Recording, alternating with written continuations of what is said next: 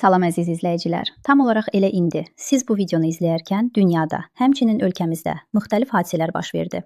Odur ki, baş verənlərdən xəbərdar olmaq üçün bizi izləməyi, bəyənib paylaşmağı unutmayın. Ağdam rayonu Xıdırlı kəndinin bir qrup sakini tərəfindən Hürriyyət.az-ın redaksiyasına şikayət məktubu daxil olub. Saytımız vasitəsilə Səhiyyə naziri Teymur Musayevə müraciət edən şikayətçilərin məktubunu olduğu kimi dərc edirik. Cənab Teymur Musayev, biz Xıdırlı kənd sakinləri olaraq sizə müraciət edib, uzun zamandır kəndimizin həllini tapmayan ən ciddi problemlərindən biri ilə bağlı kömək istəyirik. Belə ki, 750 ailənin yaşadığı kənddə bugünə qədər fəaliyyət göstərən tibb məntəqəsinin olmaması sakinləri olduqca ağır vəziyyətdə qoyub. Əslində kənddə tibb məntəqəsinin binası tikilib, lakin binanın daxili tam hazır vəziyyətə gətirilmədiyindən və müxtəlif səbəblərlə istifadəyə verilmədiyindən kənd əhalisi illərdir əziyyət çəkməyə məcbur qalır. Xəstə insanlar, ağır vəziyyətdə olan yaşlılar, əlillər, şəhid ailələri, qazilər və körpə uşaqlar bu laqeydliyin əziyyətini çəkirlər. İnsanların əli-ayağı sındıqda, yaralandıqda və ya təcili tibbi yardıma ehtiyacı olduqda onları kilometrlərlə uzaqda yerləşən şəhər xəstəxanalarına aparmağa məcbur oluruq.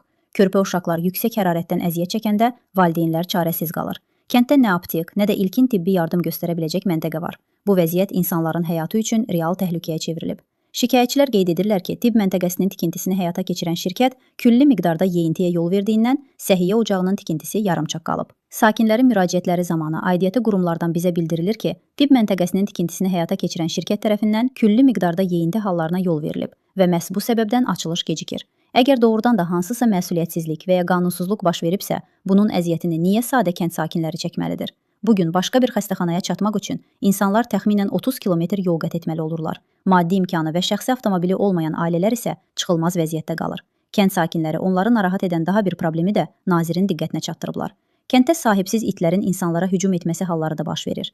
Quduzluq əleyhinə peyvənd vurulması üçün sakinlər uzun məsafə qət etməyə məcbur olur. Bir sakinin ayağına paslı mismar batdığı halda tibbi yardım olmadığı üçün primitiv üsullarla müalicə aparılır. Sabah həmin insanın vəziyyəti ağırlaşsa, qan zəhərlənməsi baş versə, bunun məsuliyyətini kim daşıyacaq? Hörmətli Teymur Musayev, sizdən xahiş edirik ki, kəndimizin bu acınacaqlı vəziyyətini diqqətdə saxlayasınız və Xıdırlı kənd tibb məntəqəsinin qısa müddətdə tam hazır vəziyyətə gətirilərək istifadəyə verilməsi üçün aidiyyəti qurumlara ciddi tapşırıqlar verəsiniz. İnanırıq ki, vətəndaşların sağlamlığı və həyatı sizin üçün də prioritet məsələdir. Onu da qeyd edək ki, Xıdırlı kəndində yaşayanların hamısı insanlardır. Onlar da xəstələnə bilirlər.